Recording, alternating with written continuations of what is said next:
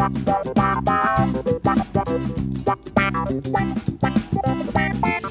a look at the person next to you. Say, I recognize the God in you. Feel the love in the sanctuary. Lift your voice and repeat after me. We come together. We come together. We come together. In the name of love, we come together. We come together. We come together. In the name of love. Huh.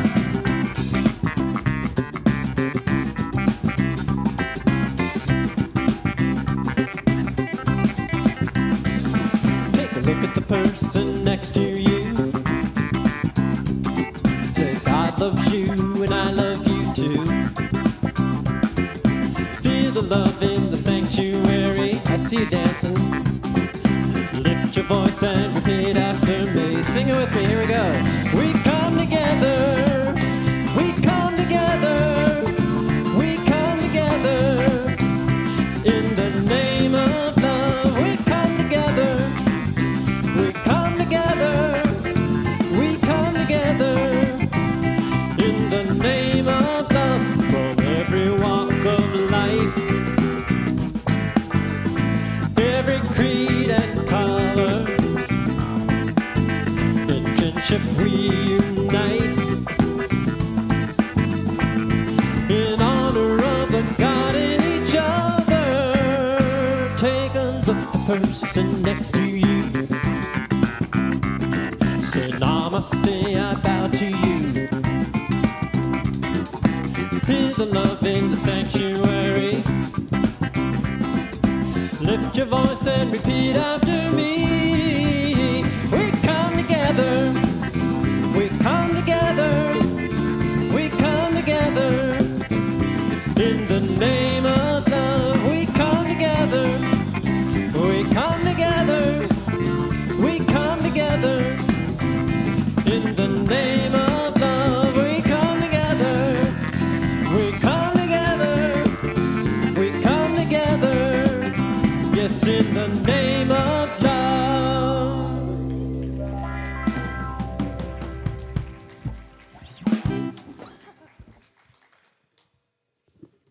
Welcome to the Center for Spiritual Living in Santa Rosa. I'm Russ Laguerre, your assistant minister. Today, we stand in the presence of infinite possibility. No matter what has brought us to this day, joy or sorrow, certainty or searching, I welcome you as a living expression of love, a unique spark of the divine. And the center is a place where wholeness is remembered, where we turn within and recognize that we are already enough, already worthy, already connected to something greater. This is a place that you can call home. And whether you're in the room or you're on YouTube, you are very welcome here, where we aspire to honor diversity, inclusion, and equity. Now,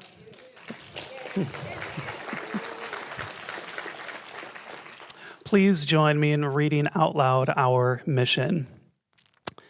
The Center for Spiritual Living is a spiritual community that promotes global transformation through personal transformation. Our purpose is to awaken humanity to its spiritual magnificence. We are motivated by a compelling global vision that inspires us to bring the gifts of compassion, integrity, and loving kindness to the world through our programs and teaching. Together, we are helping create a world that works for everyone. There's a quote attributed to philosopher William James, and it encourages us to act as if what you do makes a difference. It does. For much of my life, I didn't believe that I could make a difference. I believed that the only people who could bring about change were the ones who did really big things. And when I discovered the science of mind, that changed. I learned that everyone makes a difference, not only through grand gestures to change the world, but also through the little things we do that say, I love you, to each other. It all adds together to bring about the change that we desire to see. And at the center, we teach 5 spiritual practices that help us make a difference in the world through the creative power of life. And would you please read those out loud with me? Spiritual study, affirmative prayer, meditation, selfless service, spiritual circulation. We use flowers to send messages of love and appreciation to one another. And today's flower dedication is for Terry Ewell and is from her traveling friends. They say, these flowers are donated to Terry Ewell, who made her transition in January 2025. Terry, you are the best of us. We travel down many roads on many trips with the center. You go ahead of us now. Your love, compassion, kindness lives in each of us. Love you, Terry. We would now like to extend a warm welcome to our first-time visitors. If you're a first-time visitor, would you please stand or raise your hand, and we will bring you a flower and a welcome packet as a token of our gratitude for joining us today.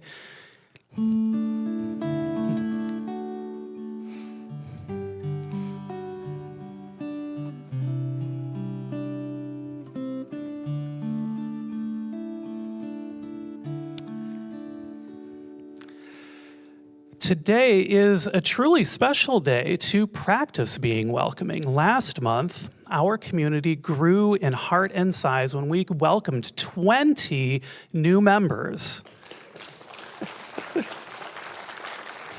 So it's my great honor and pleasure to introduce to you the newest members of our Center for Spiritual Living, Santa Rosa. And their names are on the slide behind me and on the screen. And I invite you to help me welcome them to our community with a little bit more applause.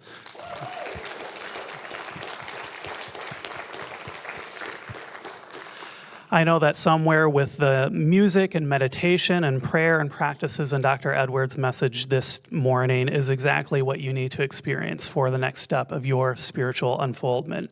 You are welcome here. Now, please enjoy some music before we spend our short time in silent meditation and prayer.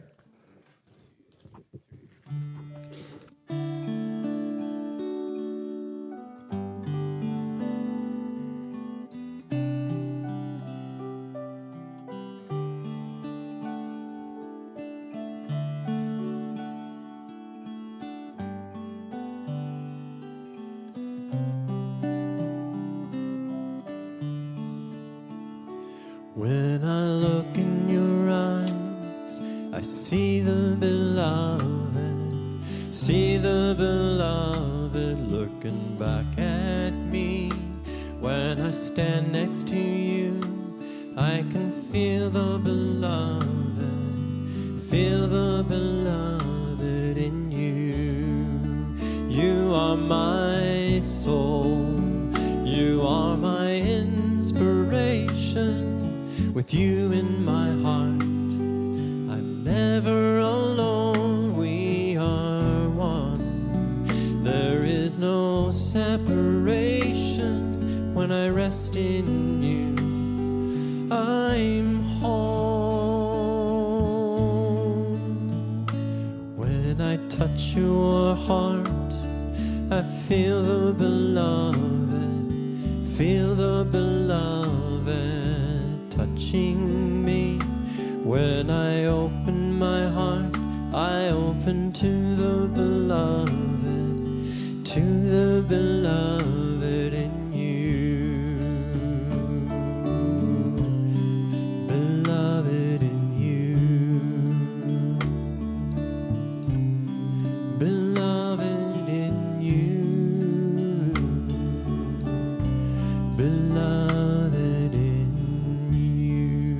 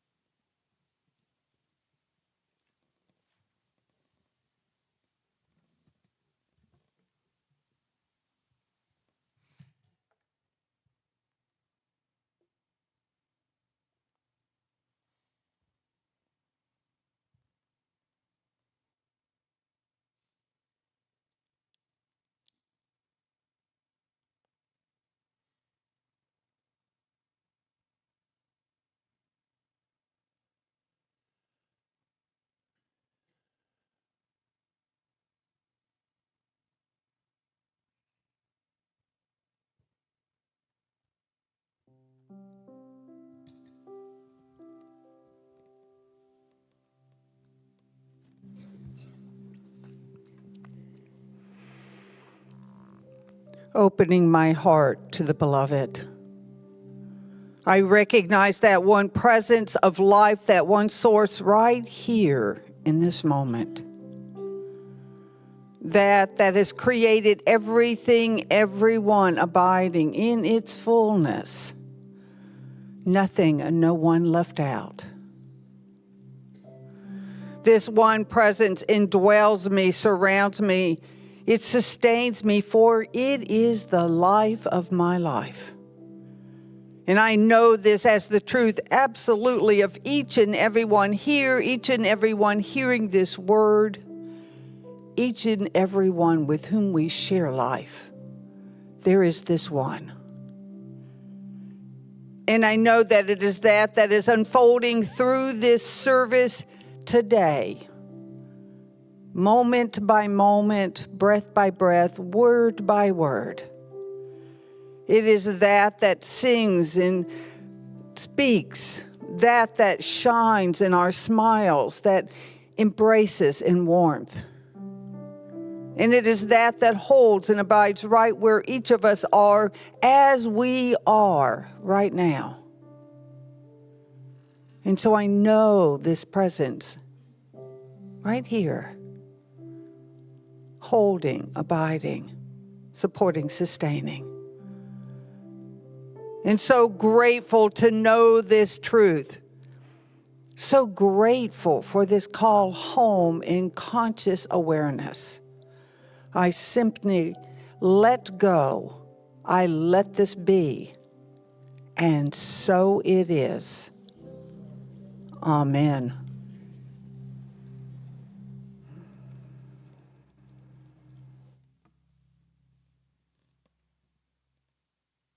Good morning. I am Ruth Barnhart, a minister here at the center. Please join me in reading this morning's affirmation. Through the power of spirit within, I navigate through life's ebbs and flow. And so it is.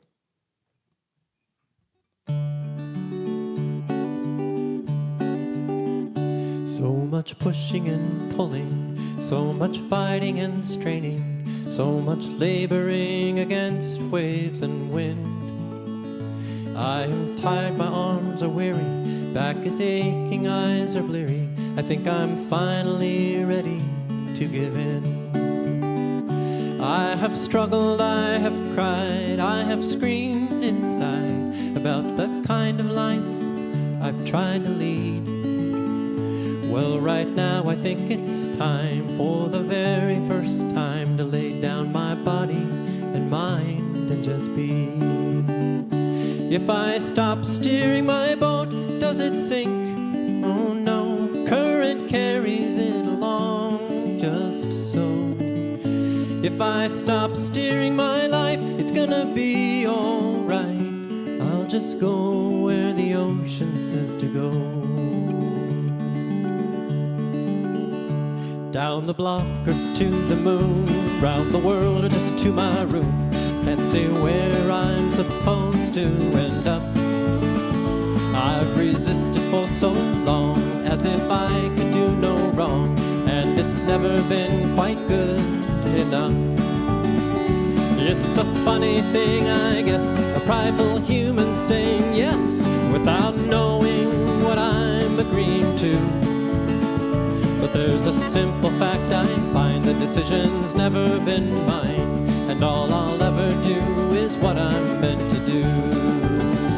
If I stop steering my boat, does it sink? Oh no, current carries it along just so. And if I stop steering my life, it's gonna be alright. I'll just go where the ocean says to go.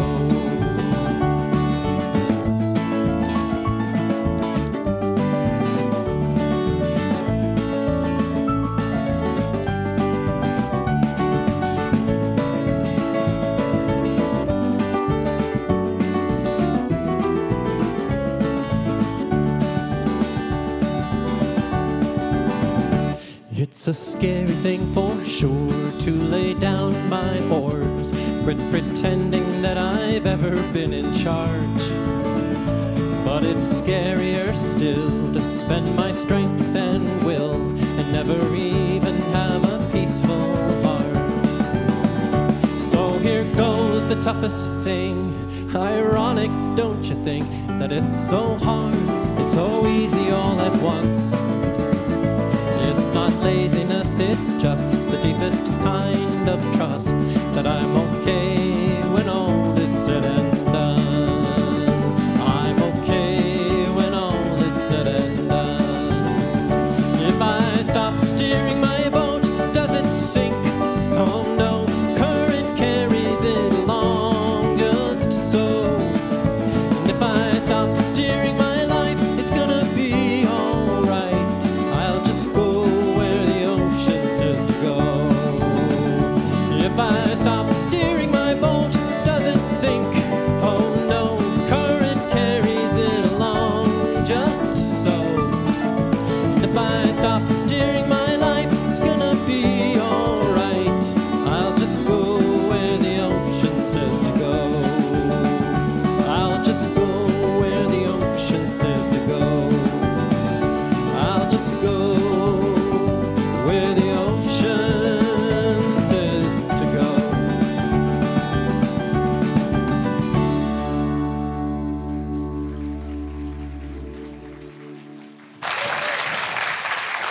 Thank you, Christopher, Francesco, Brett, Nick. Thank you for waking us up so beautifully this morning.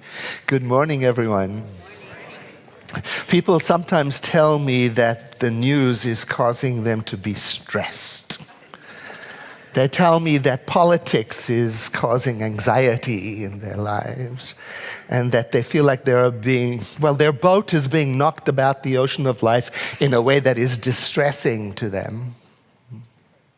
I read an article in Psychology Today, and it says, the chaos we are experiencing isn't just in the news, it's in our brains, shaping our neurobiology, our mental health, and our daily lives. You know, in Science of Mind, that's what we're interested in. Our focus is on what's inside, and how is that shaping our world? How is that steering our boat? So today we're going to explore how to navigate this seemingly chaotic time with spiritual tools. So we'll explore, first of all, the practice of creating a mindful pause. Number 2, we'll explore how to watch from the silence that pause creates, so that we can, number 3, flow with the correct current. We'll see how these tools, as simple as they are, can help us navigate the tides of a sometimes overwhelming world. So let's dive in with the first tool, creating a pause. This is one of our practices in Science of Mind, and it's basically the deliberate act of stepping back from the endless flow of thoughts, activities, reactivities, etc., to give ourselves a break, a space to rest, in which the tension, wherever it comes from, can calm down. And in that calm down space, then we have the renewed opportunity to connect with the creative power of life that's always been there. And the good news, the excellent news, is that even the tiniest pause does excellent work for us in this regard. I was reading on the positivelyproductive.org website an article by Alicia Galati. She listed 4 benefits of taking small pauses during day-to-day life. The first one, the benefit you and I can expect, is that of sharpened focus. She says something like, a brief mental pause, it acts like a reset I know for me it does. It helps me focus better. It helps reduce fatigue, and it allows me to return to my task with fresh eyes. I was thinking about the pandemic years and how Zoom technology came to our rescue in a way and allowed people to continue their meetings and their work in an online format. But many of us missed that scheduling Zoom meetings was at 1 hour blocks at a time with 0 breaks in between. And we found ourselves getting more tired and more anxious and less productive. And so it took an act of awareness, discipline to create space in between every single meeting. The second benefit she lists is that of stronger problem-solving power. I find that to be true. A brief pause. It lets me step away from whatever it is I'm doing, especially if it's challenging, just enough, just a moment to give my mind space to integrate. And in that space, solutions often come quite spontaneously. For me, sometimes that space needs to be a whole night. And then when I wake up in the morning, difficult things I was facing seem to be more easy to wrap myself around. I don't mind sharing with you that I spent Saturday preparing my message. And it is often the case that I'll get to the end of Saturday, sometimes even late at night, and I'm just not happy with what the creative muse has produced. And then I have learned to create a pause, go to bed, and wake up at 4 a.m., which is what I do. I wake up at 4 a.m., and all of a sudden, all of that pushing and struggling and creating finds its own way and integrates in a beautiful way. So I've come to trust the pause. The third thing the article mentions is we can expect a higher work quality if we take pause, because a brief pause slows down the whole mental pace and allows my best self to come forward, If I keep on going without a pause, if I push and push and push, I tend to lose my attention to detail. I tend to start cutting corners. I tend to become careless and, I can become so engaged in something that I even forget to eat. And then I get weird. Yeah, and then I become part of the chaos-producing machine. And that's when I start to say the world is causing me chaos. Do you see? The fourth benefit she says we can expect is a stronger sense of calm. Because a brief pause allows the body to self-regulate, to relax, and it can even prevent exhaustion from that chronic exposure to attention or stress. And it can be created, this pause, in a simple action of taking 3 long breaths. Like this. In. Hold it. And exhale.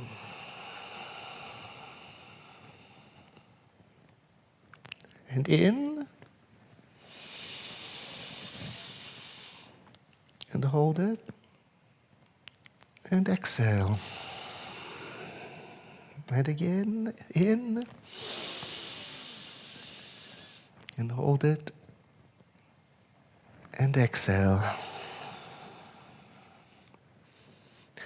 Do you see how little time this simple but powerful practice takes? And for the little amount of time to invest in it, it produces such benefits. Try it this week. Any moment when you feel that the world and politics and society and the news is taking over your mind, I mean, you're not wrong, but breathe. Now, keep in mind that some level of stress is necessary in life for peak performance, right? Too little dynamic tension is probably just as bad as too much. And so this pausing to take the breath 3 times helps create a balance between that. I read another article about a Molly O'Brien, a 27-year-old mother from Greater Manchester. She noticed that she was spending her whole workday, all 8 hours of it, online dealing with customer service, you can imagine. And then when she wasn't doing that, she was scrolling through social media. And when she wasn't doing that, she was looking for the news, and it was getting to her. And she noticed she had this pervasive and constant feeling of being stressed. And it led to an acne outbreak on her face that was very problematic. She tells the story of one day she was out in the countryside and she was taking a stroll with her uncle, and that, they were chit-chatting and having a good time outside. And he was reminiscing about the good old days before smartphones, and how life seemed to him to be so peaceful back then before smartphones. And she listened, and then something got to her. It sparked an idea for her to try something. When she got home, she got online and she purchased a lockbox for her phone. And she made this decision that she was going to lock her smartphone away every evening. For her, the hours was 6 p.m. to, I think, 8 a.m. That's what she locked it away. And she did buy a simple Nokia flip phone for essential calls, for emergencies. And then she noticed something with this practice of locking her phone away. She noticed, number one, that she had this habit of reaching for her phone to check on the world for the news. And because it wasn't there, that urge started to calm down, and she didn't need it as much. The second thing that she noticed was she was more available for her partner. She had more time. And the third thing she noticed is she was more present with her children, and that it called her to be more creative with them and fun. And the fourth thing she noticed was that her acne went away. Now, Molly's story is very meaningful to me because I want to be engaged in the world in a healthy way. I want to stay informed without being overwhelmed. So I've been collecting ideas from friends and colleagues and experts and asking them, how do you stay engaged without being overwhelmed? One says that she doesn't let notifications flood her life. She's got her phone set so the news alerts only come in 1 hour at the beginning of the day. And that's it. I don't know how she does that, but I love the idea. And it reminded me that my father had a ritual when I was growing up. On Sunday, we got the Sunday edition of the Daily Mail. It was the newspaper was called. And that was the day that he sat down with his coffee and read all of the news once a week.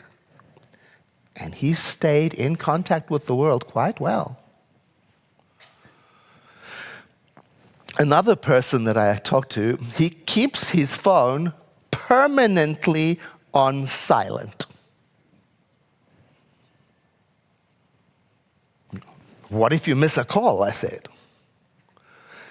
And he reminded me that once upon a time, phones stayed at home, tethered to a wire that went into the wall with nobody to answer them. In fact, if it did ring, you might or might not answer it. Remember? And we did okay. Another person I spoke to doesn't allow email notifications at all. He checks email when he wants to, when he needs to. And he's very productive, a very successful business person. Another avoids all media that has headlines using the words should, would, could, might. She says because these indicate speculation, not news. They're opinion pieces. And opinion pieces are often written to provoke interest or anxiety, presenting cases without a resolution in order to keep us coming back for a resolution that often doesn't come. Interesting. Another receives his news only from top news sources like Reuters or Associated Press and will not read any of the partisan outlets. Fascinating. So I invite you, ask your friends and colleagues and family members, how do they create meaningful pauses from the chaos in the world today without disengaging completely? You know, you could learn something new from them. And at least you might be planting the seed of the possibility of reclaiming power to tune of the calm within. Pausing is a powerful practice, you know. And what happens in the space that it creates brings us to the second point today. Watching from within that silence of the pause. Watching. Our founder, Dr. Ernest Holmes, he said it is in the silence of the soul that we connect with and hear the voice of the Eternal One. That's where it is. Now, Eckhart Tolle, who wrote The Power of Now, he also wrote another book called In Stillness. It's called Stillness Speaks, that's right. And he says these words, when you are bored, you can satisfy the mental hunger by reading a magazine, talking on the phone, surfing the internet. Or you can observe the feeling of being bored and restless. And as you become aware of these sensations, some space and stillness will begin to emerge around them. At first, only a little, but as the sense of inner space grows, the boredom will diminish in intensity and significance. Even boredom can teach you who you are and who you are not. I love that. I've been thinking about that. When I create a pause in that space, what am I doing? I'm shifting my focus to that inner silence, really. And what is that inner space? Well, to describe it, I think of it as an attitude of mind that is receptive. So think of the words watching, listening, receiving, witnessing, noticing, sensing. Those kind of words.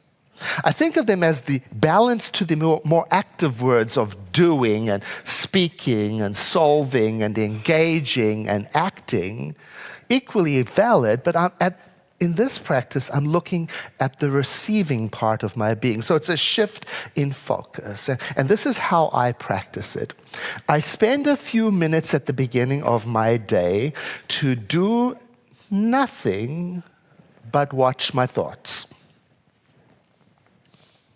rather than reacting to them. Now, you can try that, you know. Don't do anything else at the same time. You know, this is not something you do while you're making breakfast. It's not something you do while you walk the dog. It's special time. Turn off all media, turn off all the notifications, and then just sit there as a witness.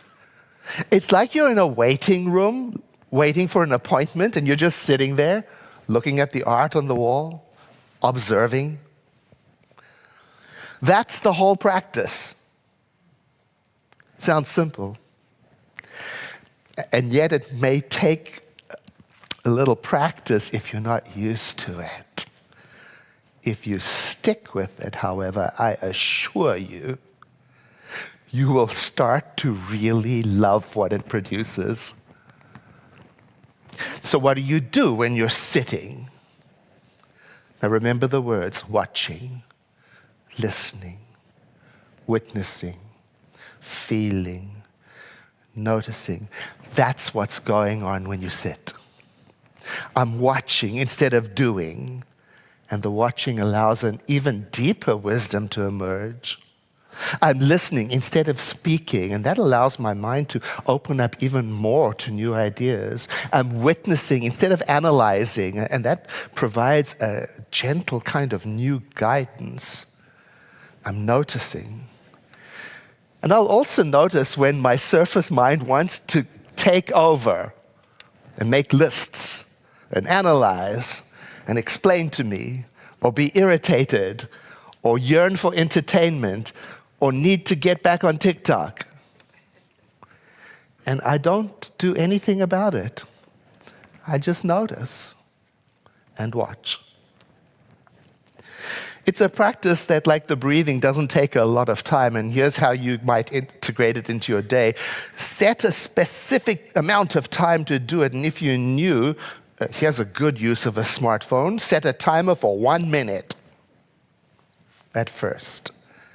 And then every day add 15 more seconds onto it until you get to, say, 15 minutes. Then what do you do after the sitting? Nothing.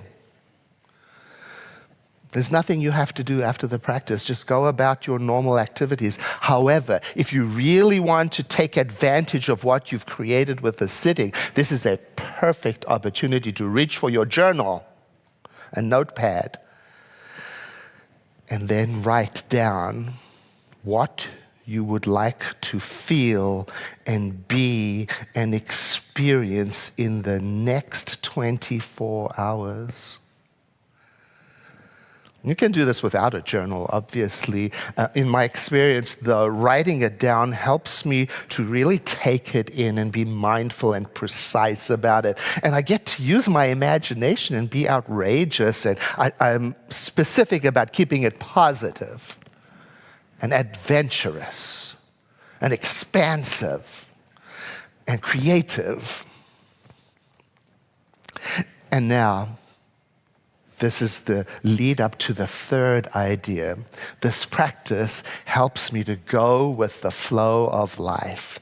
Now, going with the flow of life, in my opinion, is best not attempted without the first two steps of creating a pause and tuning into the silence and listening from there. Appropriately, we just heard these lyrics in the song in the beginning. If I stop steering my boat, does it sink? Oh no. The current carries it along just so. If I stop steering my life, I'm going to be all right. I'll just go where the ocean says to go. Lovely. And I'm mindful not to confuse going with the flow with giving up responsibility or having no say about where it is I'm going. After all, if the river is rushing to a waterfall, blindly going with that current may not be the wisest choice for me or for my community or my loved ones. It may be reckless to give up input. So spiritual practice then is discerning which ocean to flow with. Remember Molly and her cell phone locked away? She noticed that the raging ocean of stressful information was not the right thing for her to flow with. The constant flood of information was leaving her feeling anxious and exhausted. And I can see how in a situation like that, the idea of just giving it all up or surrendering to a higher power to take over, to let God handle it, might be appealing. But I learned something in Science of Mind that has stuck with me from the day I heard it. And it's that the higher power, the creative power of mind, flows through me in the direction of my attention. And there's no getting away from that. So going with the flow of life to me no longer means drifting aimlessly wherever the ocean wants to take me, because I still have agency. I still have choice. I still have vision. I still have imagination. I still have creativity. I'm still connected. A well-known illustration of flowing with life responsibly for me is the experience of a surfer who, when out in the ocean, doesn't fight the waves, but they also don't let themselves be tossed mindlessly around. They observe and they watch the currents and they feel the rhythm of the ocean, and they make intentional choices about which wave to ride, when to paddle, when to stand, and when to let a wave pass. I love that. So a surfer who resists too much may get wiped out, and a surfer who is entirely passive might be just carried away to wherever the water wants to take them, possibly into dangerous territory. So I've never forgot that imagery. So spiritually speaking, then, my work is to take time to pause. And in that pause, reconnect with the one river of life that is flowing in the right direction. And then to let that creative power move me and move through me in the direction of my attention and my aspirations and my dreams. This week, as you move through life's tides, I invite you to consider this.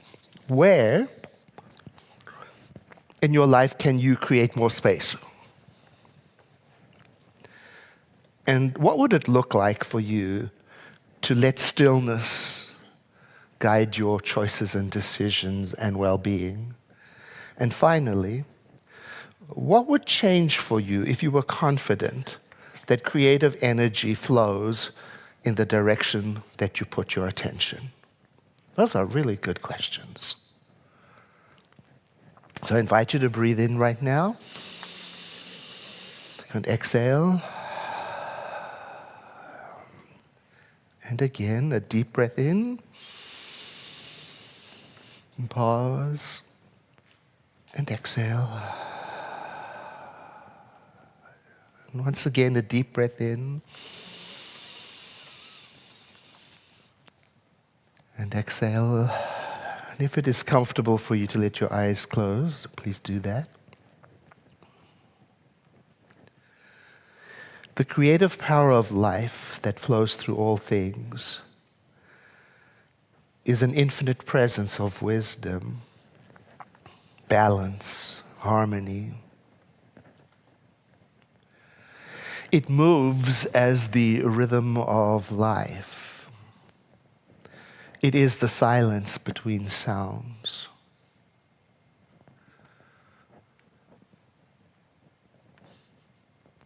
And this power expresses itself all the time, everywhere, unfolding in newness and connecting all. It is the stillness that restores. It is the flow that carries. It is the guiding intelligence that knows the way.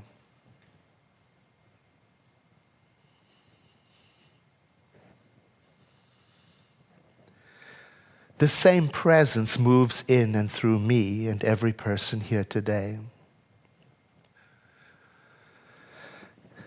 It is the foundation of my being. It is in the breath that centers me. It is the wisdom from the Spirit within that directs me. I am attuned to this presence, aware of it, receptive to its guidance, aligned with its rhythm. And in the pauses that I create, I embrace the spaciousness. I recognize the deep intelligence at work. I allow it to speak through me. I welcome it as it steadies my spirit and reveals what is next for me to do.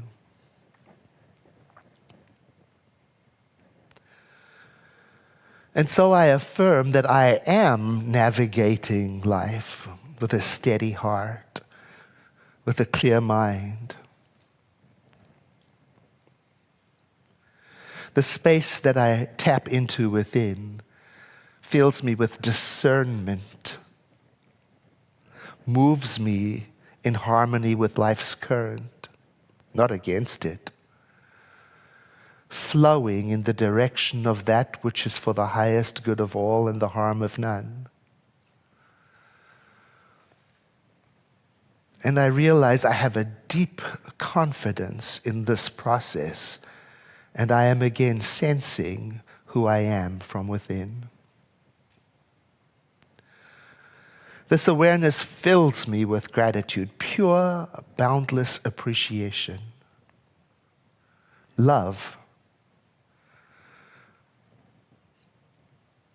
And with this attitude, I release this word into the law of life and let it be, as we say together, and so it is. I invite you to take one more breath in. And as we exhale together, we make the transition to the part of our time together where we practice the spiritual law of circulation, where we appreciate our center, each other, where we think about what we have received from being together as a community, and think also about how through our giving we sustain this community for future generations. So I invite you to consider the ways to give that are available to you on our website and also our Text to Give program. And I invite the ushers to stand while you are preparing your gift as you say after me, I bless this gift. I send it forth to heal and prosper. It does amazing work in the world. And so it is. Ushers, please receive the gift.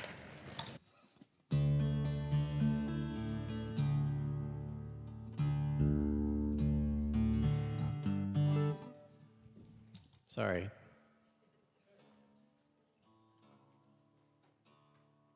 It's worth it, though.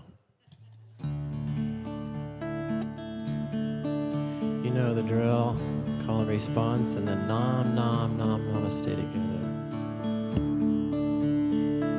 Show me the way. Show me the way. Your love will light the way. Show me the way. Show me the way.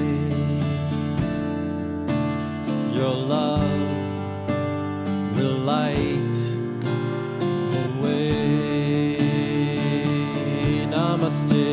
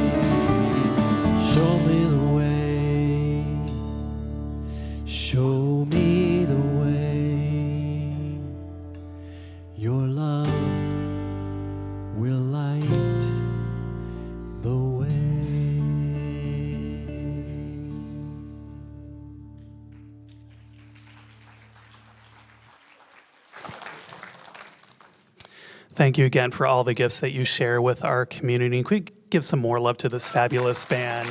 Thank you, Chris and Brett and Fran and Nick. Every morning when we wake up, we have 24 brand new hours to live. And what a precious gift. We have the capacity to live in a way that these 24 hours will bring peace, joy, and happiness to ourselves and others. Thich Nhat Hanh said that, and it's an attitude towards life that can be yours too through the power of meditation.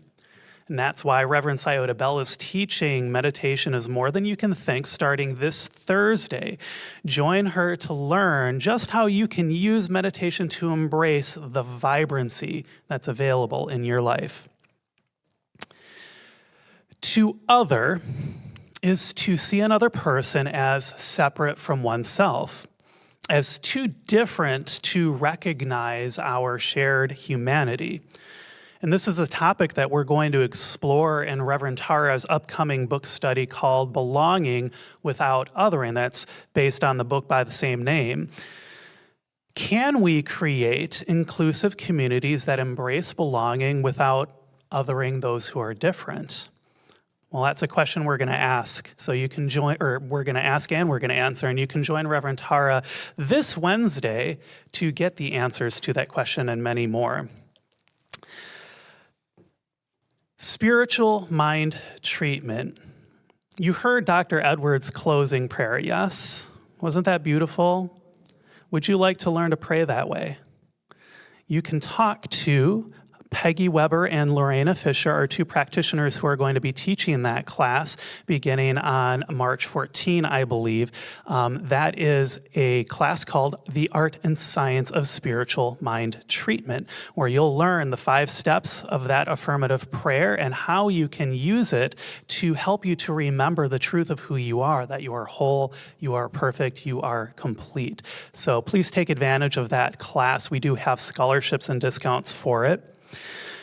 Now, I have to admit, I've always resisted journaling as a spiritual practice.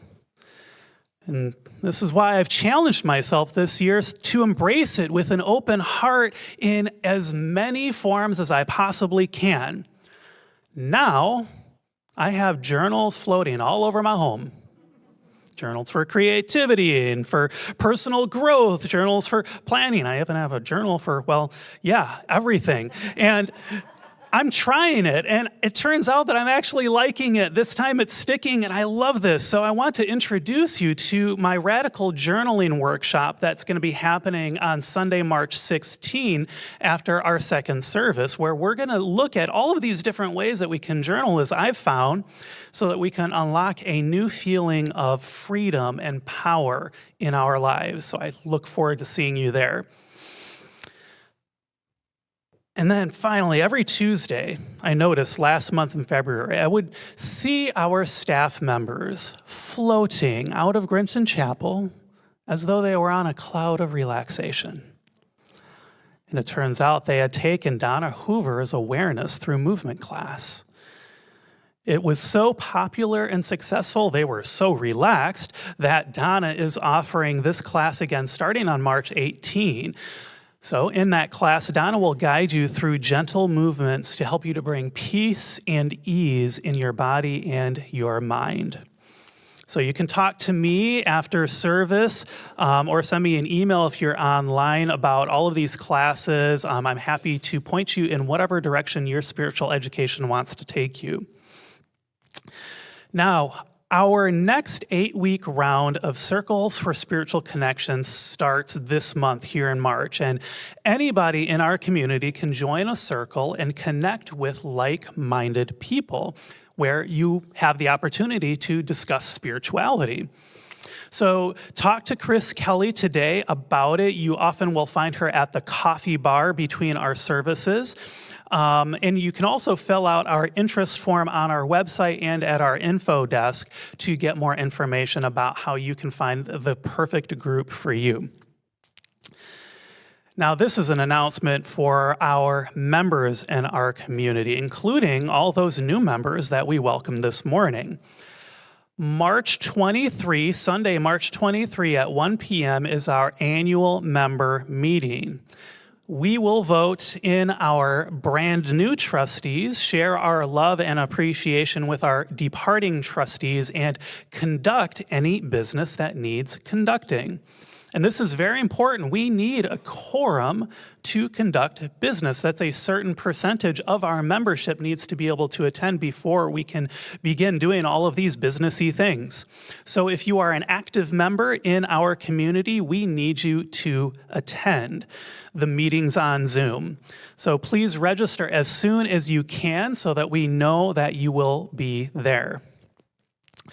Now, Dr. Karen Drucker would like to share about her upcoming retreat honoring International Women's Day. It's the power of women, united we stand. We're making a difference when we join hands. Yes, it is the power of women, united we stand. Hey everybody, it's Karen Drucker, and I am here to invite you, all my friends at CSL Santa Rosa, to come and be part of the women's retreat that I'm going to be facilitating on Saturday, March 8th. Now, what is March 8th, you say? I'll tell you, it's International Women's Day. So what a great day for us all to get together and sing. We're going to be doing lots of singing, sing and hang out and talk about what's on our hearts and minds, on our hearts, what's going on here, and just hang out and be together. So there'll be laughter, there'll be discussions, there'll be music, there'll be everything. So I hope you'll join me. It's going to be, again, Saturday, March 8th. All the information is on the CSLSR website. And just sign up and give yourself this gift. It'll be really fun. Can't wait to see you. If you want to join Karen, please sign up today, because that workshop has a limited number of seats that are left because we're going to fill up the room. So be sure to sign up today if that is interesting to you. That's all that I have. Please check out Randy Coleman's art on your way out. It's our brand new exhibit. Have a wonderful week.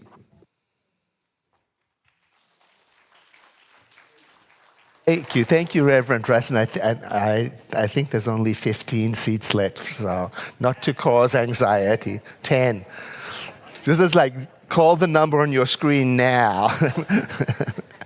And if there is something that is incomplete in you, or you cried yourself to sleep last night, or you've got something that you just want some support on in your life, or you've got something you want to celebrate and have more of, there's no limit to the ways that you can reach out for prayer support. Our prayer is called Spiritual Mind Treatment, and we have an online room for those people who are watching us virtually. You can find it out at our website. And if you're in the room, you just go to the host in the back corner. It's Joyce Arekia. She'll connect you with a licensed prayer practitioner who will listen to your request and give you a spiritual mind treatment. Now, keep in mind, this is not a counseling session. We sometimes call it the 2-minute miracle, because it's just really asking for what you want support in and receiving a treatment. So this is not a time to go and expect long-term counseling. There are options for doing that. This is for you to get your spiritual vitamin support today. Oh, and it's such a beautiful practice if you haven't done it before. And here's how you do it. Before you go and sit down, think about what it is you want treatment about. Right? Then instead of going to the prayer practitioner or the one in line and telling them the whole story of how you got to this request, fast forward to what you want. And that will give the prayer practitioner the information she needs or he needs to custom make a spiritual mind treatment for you. It's a powerful practice. So you just sit down and say, I would like treatment about feeling creative and connected in my family, period. Do you see how that gives me, the practitioner, everything I need to do the treatment for you? I actually don't need the backstory. Sometimes the backstory can trip me up, because then I start loving you. Then I want to commiserate. Oh my God, tell me, what did she say? Really? And you're still friends? Do you see what I mean? The entanglement. If you just tell me I want harmony in my family, I'm going to bypass all of that and I'm going to get straight to the heart of the matter. Oh, if you haven't done it, go do it. It's fabulous. And now please stand as you are able and say after me, something wonderful is happening through me right now. It is this thing called life. Life is in my mind, life is in my body, and life is in my affairs. I think it, I feel it, and I accept it. Just the way that it is. And just the way that it is not. Thank you, life. Know with me that you are never alone, that Spirit is right where you are, that you have only to look within at any moment to know that you are guided, sustained, and inspired by a presence that expresses itself as you in this world. In deepest gratitude, let us live our lives accordingly so that in everything that we do and say and think, we honor this presence within. And so it is. Thank you so much for being here today. I look forward to seeing you again soon. And let's close in song. I release and I let go. I let the Spirit run my life. And my heart is open wide. Yes, I